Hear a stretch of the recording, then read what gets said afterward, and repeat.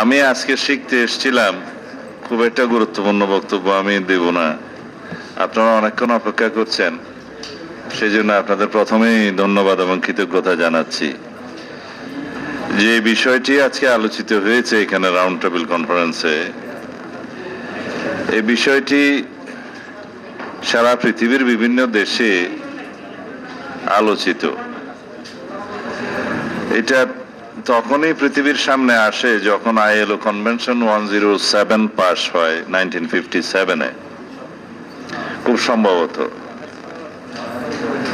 এবং তারপরে পৃথিবীর বেশ কয়েকটি দেশ স্বাক্ষর এবং অনুস্বাক্ষর করে, কিন্তু তার বক্তব্যের সাথে একমত না হতে পেরে পরে বেশ কিছু রাষ্ট্র সেই চুক্তি থেকে বেরিয়ে যায়।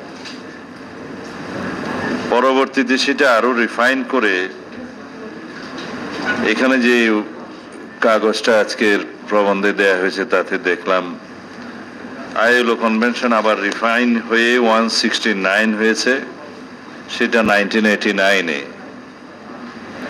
সেখানে বাংলাদেশ রাষ্ট্র হিসেবে আবার স্বাক্ষরের প্রভিশন থাকলেও করে নাই। প্রথম কনভেনশনে ইন্ডিপেন্ডেন্সের পরে কনস্টিটিউশন ফ্রেম হওয়ার আগেই স্বাক্ষর করা হয়েছিল।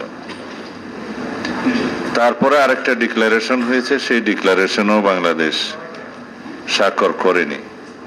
কিন্তু এগুলো অতীব গুরুত্বপূর্ণ বলে আমি মনে করি না, কারণ বাংলাদেশ রাষ্ট্রটি কোনো একক ভাষাভাষী, কোনো ক্ষুদ্র জাতিগোষ্ঠী বা কোনো ধর্মের ভিত্তিতে গঠিত হয়নি। এই রাষ্ট্রটি গঠিত হয়েছে ন্যাশন স্টেট হিসাবে। সেই ন্যাশন স্টেটের ন্যাশনাল নাম হচ্ছে বাংলাদেশি। জাতীয়তাবাদের ভিত্তিতে আমরা সবাই বাংলাদেশি। আমাদের সিটিজেন হিসেবে কনস্টিটিউশনে আমাদের পরিচয় হচ্ছে আমরা সবাই বাংলাদেশি। বাংলাদেশ একটি বহুভাষী, বহু সংস্কৃতি, বহু ধর্ম এবং বহু জাতিগোষ্ঠীর সমন্বয়ে গঠিত একটি দেশ। এখানে জাতিগোষ্ঠী বলতে সেটার ইংরেজিতে বলতে হবে যে জাতিগোষ্ঠী বলতে আমরা কি বুঝি, কিন্তু বাংলাটা সহজবোধ্য, সেই জন্য আমি বাংলাটা বললাম। পৃথিবীর প্রায় সকল দেশেই কোনো একটি নির্দিষ্ট ধর্মাবলম্বী লোক বসবাস করে না, কম বেশি বিভিন্ন ধর্মাবলম্বী লোক বসবাস করে এবং বিভিন্ন ভাষাভাষীর লোক বসবাস করে।